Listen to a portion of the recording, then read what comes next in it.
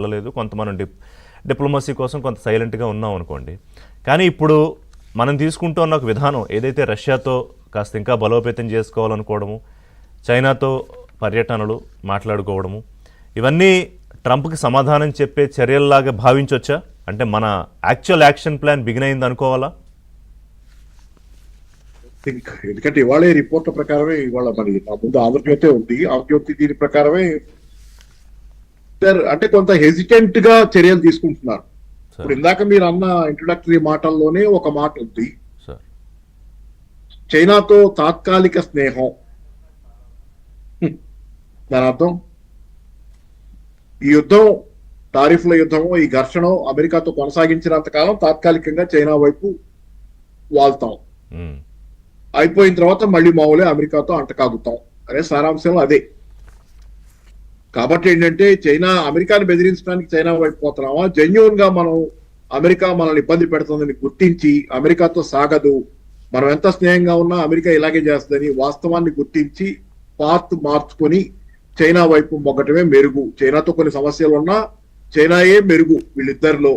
America మరింత dangerous. ఎందుకంటే henry కిస్సింగర్ ఎప్పుడో చెప్పాడు, 1970s 80s లోనే చెప్పాడు, అమెరికాతో స్నేహం, అమెరికాతో శత్రుత్వం ప్రమాదకరం, కానీ అమెరికాతో స్నేహం ఫ్యాటల్ అన్నాడు, ప్రాణాంతకం అన్నాడు.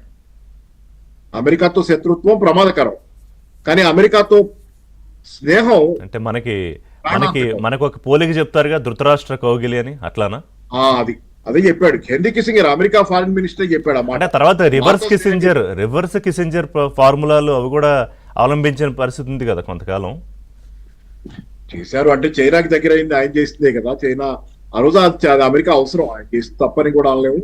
సరే, ఏదైనా ఏంటంటే హెన్రీ కిస్సింగర్ స్వయంగా చాలా గొప్ప డిప్లొమాటిక్, చాలా పుస్తకాలు ఆయన అధ్యయనం, కానీ చరిత్రలో మర్చిపోలేని పాత్ర కదా హెన్రీ కిస్సింగర్. ఒక ఫారిన్ మినిస్టర్ గా, ఒక డిప్లొమాట్ గా అతని స్థానాన్ని, ఒక స్టేట్స్మన్, గొప్ప వ్యక్తి ఆయన చెప్పింది. అందుకని ఏంటంటే అమెరికాతో ఈ రోజున్న ఇదేంటంటే ఎప్పటికైనా అమెరికాతో మనం కూడా ట్రాన్సాక్షనల్ గా ఉండాలి తప్పితే అమెరికాతో స్నేహం చేయలేము.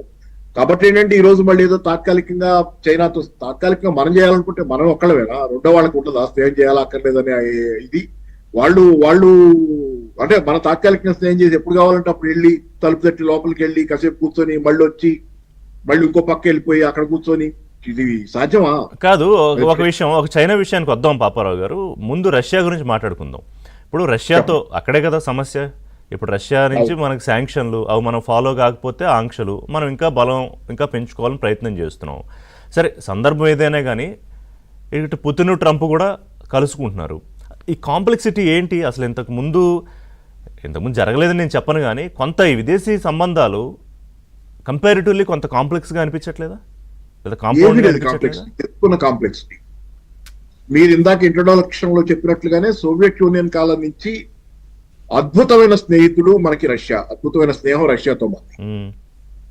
ఏ రోజు పుటిన్ నోటి నుంచి కూడా సోవియట్ యూనియన్ పడిపోయి రష్యా ఏర్పడి తర్వాత ఎల్స్టీన్ ప్రధాన అధ్యక్షుడిగా, తర్వాత పుటిన్ వచ్చి గత 20 ఏళ్లుగా పుటిన్ ఉన్న తర్వాత కూడా ఏ రోజు మనకి పొరపచ్చాలు లేవు.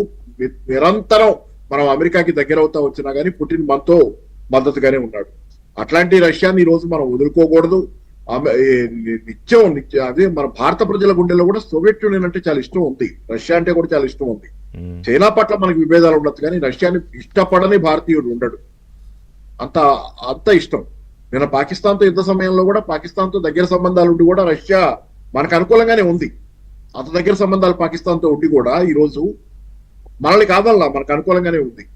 సో మచ్ ఆఫ్ ఇది. కాబట్టి కాకపోతే ఇక్కడ నాకు మళ్ళీ మన జ్యోతిలో ఉన్న దీనిలో చూస్తే ఇక్కడ రష్యా తరహాలో తక్కువ ధరకి చమురిచ్చే దేశాలు దొరికితే మళ్ళీ రష్యా నుంచి చమురు దిగుమతులు తగ్గించుకుంటాం అమెరికా బెదిరింపుల అనేది ఇక్కడ ఇది సెకండ్ పేజీలో పైన బాక్స్ కట్టిన వార్తలో.